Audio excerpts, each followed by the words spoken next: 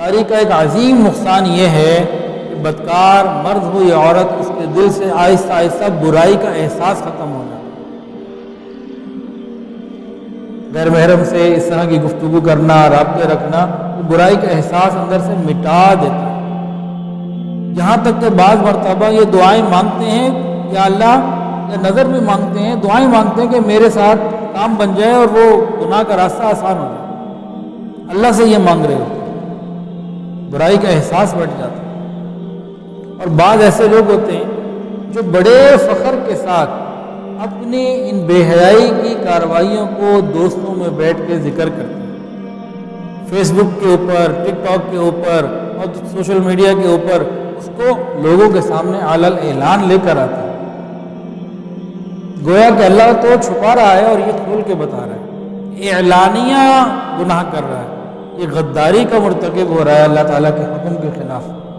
حدیث کے اندر آتا ہے، بخاری شریف کی روایت ہے، نبی علیہ السلام نے فرمایا میری امت کے ہر گروہ کے لیے معافی ہے، مگر وہ لوگ جو برائی علل اعلان کریں، ایسے جو ہے نا وہ ڈنڈے کی چوٹ پہ کریں، فرمایا ان کے لیے معافی نہیں ہے۔ پھر ایک دینی نقصان یہ ہے کہ گناہوں کے دروازے کھل جاتے ہیں، اس ایک گناہ کی وجہ سے گناہوں کی اگر لمبی سیریز چل پڑتی ہے۔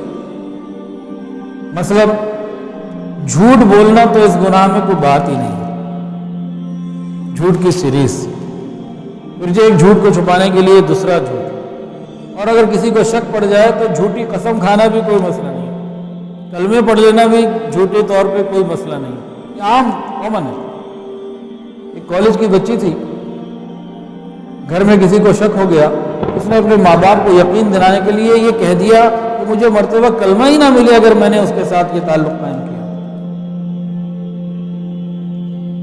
یعنی گناہوں کی ایک سیریز شروع ہو چکی ہوتی ہے، اور پھر اگر جس کے ساتھ یہ رابطہ کیا جا رہا ہے وہ شادی شدہ ہے، عورت ہے تو خاوند سے بدزن کیا جائے گا، اور مرد ہے تو عورت سے بدزن کیا جائے گا، میاں بیوی کے اندر توڑ کے بارے میں بھرپور محنت کی جائے گی۔ تیسرا دینی نقصان کیا ہوتا ہے؟ جو بدکار مرد ہے یا عورت، ان کے اندر سے غیرت ختم ہو جاتی ہے، کام ہی بے غیرتی والا ہے۔ یہ اگر عورت ہے، اپنی بیٹی، خود ہے عورت بدکار ہے، اپنی بیٹی کو بھی اسی کام میں دیکھے گی، اس کو روک نہیں سکے گی۔ مرد ہے وہ اپنے بیٹے کو دیکھے گا، خود بھی بدکار ہے، وہ اس کو روک نہیں سکے گا، غیرت ختم ہو جاتی ہے۔ اسی طرح میں نے بیان کیا نا کچھ دن پہلے اسی سیریز کا، غیر محرم کے ساتھ باتوں میں، تو مجھے اس طرح کے بھی میسیج آئے، جناب غیر محرم تو غیر محرم، ابھی تو گھر میں محرم عورتیں محفوظ نہیں، بھائیوں کے ہاتھوں بہنیں محفوظ نہیں۔ بعض دفعہ کیا ہوتا ہے جب غیرت ختم ہوتی ہے، ماں اپنی بیٹی کے لیے یا بہن اپنی بہن کے لیے، سہیلی اپنی سہیلی کے لیے گناہ کے راستے ہموار کر رہی ہوتی ہے۔ یہ غیرت ختم ہونے کی کھلی نشانی، یہ بھی عام ہو رہا ہے، خاص طور سے سہیلی کے لیے گناہ کے راستے ہموار کرنے کا بھرپور مظاہرہ کرتی ہے۔ ایک نقصان دینی یہ ہوتا ہے کہ توبہ کی توفیق چھین لی جاتی ہے، توبہ کی توفیق ہی نہیں ملتی۔ بعض مرتبہ یہ جب بدکاری کرنے جاتے ہیں تو دل میں سوچ رہے ہوتے ہیں بس یہ آخری ہے، اس کے بعد نہیں کریں گے،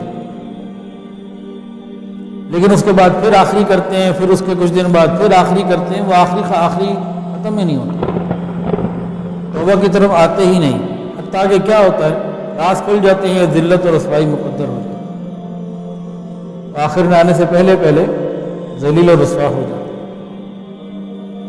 پانچواں دینی نقصان یہ ہوتا ہے کہ قلب پتھر سے بھی زیادہ سخت ہو جاتا ہے، دل جو ہے نا پتھروں سے زیادہ سخت ہے۔ اور چھٹا نقصان کیا ہوتا ہے؟ نیکیوں سے محرومی، مسجد میں جانے کا دل نہیں کرتا، ذکر عبادت کا دل نہیں کرتا، اس شخص کی حالت ایک بیمار شخص کی حالت ہو جاتی ہے، اس کے لیے چلنا پھرنا، بوجھ اٹھانا ایک مشکل کام ہوتا ہے۔ اسی طرح جو بدکار لوگ ہوتے ہیں، مرد ہو یا عورت، ان کے لیے بھاگ کے نیکی کرنا یہ مشکل ہو جاتا ہے، مناجات کی لذت سے محروم، تکبیر اولیٰ سے محروم، معمولات کی پابندی سے محروم، اتباع سنت سے محروم، اللہ والوں کی مجالس میں حاضری سے محروم، یہ سب چیزیں ان کے ساتھ پھر آتی ہیں۔ सातवां नुकसान क्या होता है दीनी, अल्लाह रब्बुल इज़्ज़त से ही वहशत हो जाती है, अल्लाह ताला के बारे में बदगुमानी पैदा हो जाती है, अल्लाह ताला से मायूसी पैदा हो जाती है।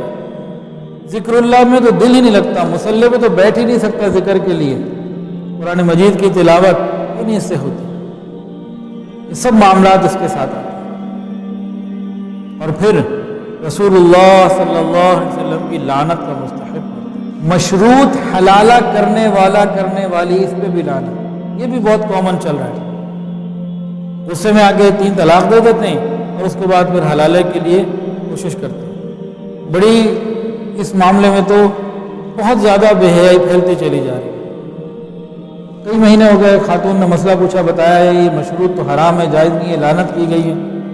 तो जी मैंने तो बिल्कुल जायज़ हलाला करवाया है, सब कुछ पहले से तय करके सब कुछ जायज़ करवाया है, सारा कुछ जायज़ तरीके से करवाया।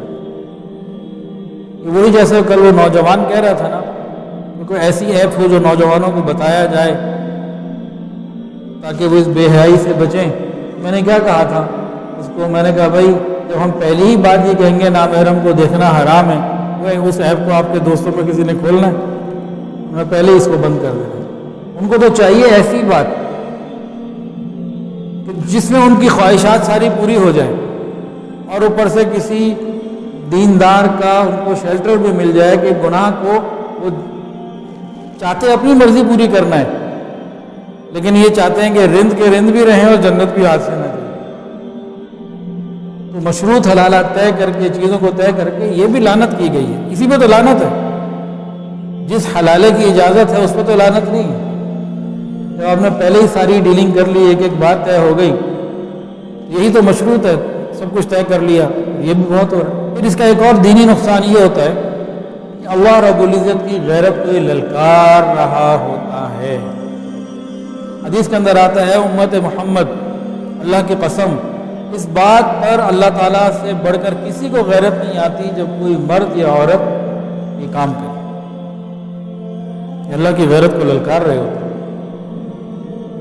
और हदीस में बात मौजूद है, सुनन अबी दाऊद की रिवायत है कि जब बंदा ये बदकारी करता है तो ईमान उसके दिल से निकल जाता है, और जब वापस वो आता है ठीक, तो फिर ईमान वापस आ जाता है। जब उस गुनाह से निकलता है तो ईमान वापस आ जाता है। यानी ये शख्स कुछ वक्त तो फिर बेईमानी का गुजार रहा है ना, ईमान के बगैर गुजार रहा है। और एक और सही बुखारी शरीफ की हदीस है, ज़ानी जब ज़िना करता है उस वक्त मोमिन नहीं होता। जो कुछ सुना गया अल्लाह इस पर अमल करने वाला और आगे लोगों तक पहुँचाने वाला बनाए। मज़ीद इस्लाही बयानात के लिए हमारा यूट्यूब चैनल ईमान और यकीन को सब्सक्राइब करें।